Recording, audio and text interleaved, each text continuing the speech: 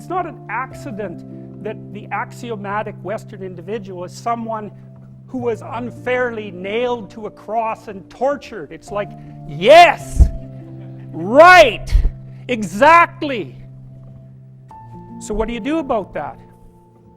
Well, I thought about that for a long time too. It's like, well, you don't get together in a damn mob, because all that does is allow you to be as horrible as you could possibly imagine and suffer from none of the consequences. That's a bad idea.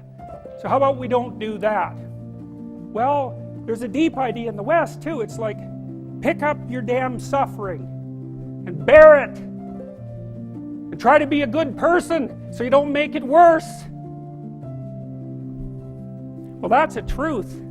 You know, I read a lot about the terrible things that people have done to each other. You just cannot even imagine it. It's so awful. So you don't want to be someone like that. Now, do you have a reason to be? Yes! You have lots of reasons to be. God, there's reasons to be resentful about your existence. Everyone you know is going to die. You know, you too. And there's going to be a fair bit of pain along the way, and lots of it's going to be unfair. It's like, yeah, no wonder you're resentful. It's like, act it out and see what happens. You make everything you're complaining about infinitely worse.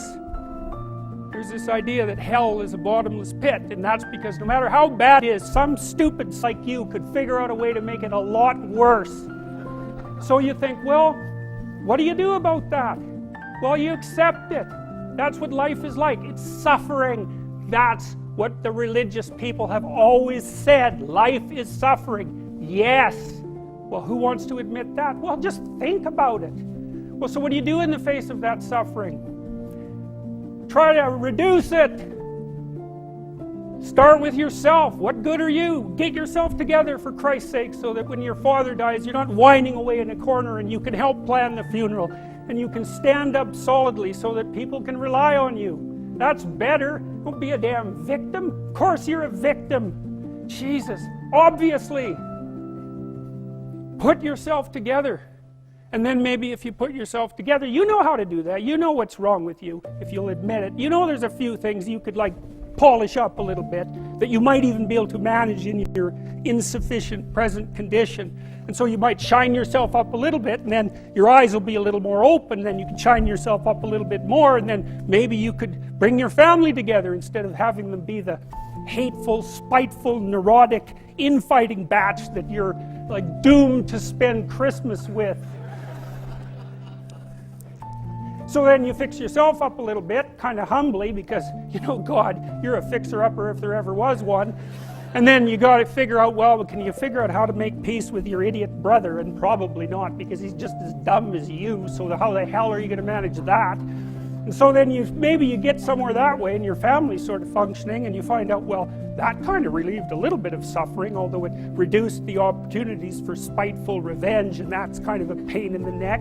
And so then you get your family together a little bit, and you're a little clued in then, at least a bit, because you've done something difficult that's actually difficult. You're a little wiser, and so then maybe you could put a tentative finger out beyond the family and try to change some little thing without wrecking it. It's like, our society is complex, and we teach our students that they could just fix it. It's like, go fix a military helicopter and see how far you get with that. It's like, what are you going to do? You're like a chimp with a wrench. Whack! Oh, look, it's better. It's like, no, it's not better. Things are complicated, and to fix things is really hard, and you have to be like a golden tool to fix things, and you're not. So, and that's the other message of the West. It's like, how do you overcome the suffering of life? And I'm not saying it's only the message of the West. How do you overcome the suffering of life? Is be a better person. That's how you do it. Well, that's hard. It takes responsibility. And I think, you know, if you said to someone, you want to have a meaningful life? Everything you do matters. That's the definition of a meaningful life. But everything you do matters. So you're going to have to carry that with you. Or do you want to just forget about the whole meaning thing, and then you don't have any responsibility, because who the hell cares, and you can wander through life doing whatever you want, gratifying impulsive desires for how useful that's going to be, and You're stuck in meaninglessness, but you don't have any responsibility. Which one do you want? Well, ask yourself, which one are you pursuing? And you'll find very rapidly that it isn't the majority of your soul that's pursuing the whole meaning thing, because, well, look what you have to do that. You have to take on the fact that life is suffering. You have to put yourself together in the face of that. Well, that's hard. Christ, it's amazing people can even do it. I'm stunned every day when I go outside and it isn't a riot with everything burning. Because really, God, you talk to people, it's like, I knew this guy, he'd been in a motorcycle accident and it really ruined him, and he was like a linesman, you know, working on the power, and he was working with someone who had Parkinson's disease, and they had complementary inadequacies, and so two of them could do the job of one person, and so they're out there fixing power lines in the freezing cold, despite the fact that one was 3/4 wrecked with a motorcycle accident and the other one had Parkinson's. It's like, that's how our civilization works. It's like, there's all these ruined people out there, they've got problems like you can't believe.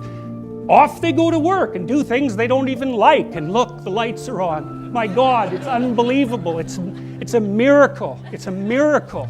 And we're so ungrateful. College students, the postmodern types, they're so ungrateful.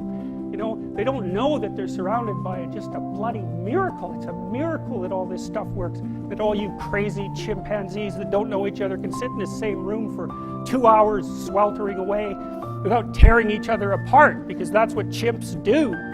So,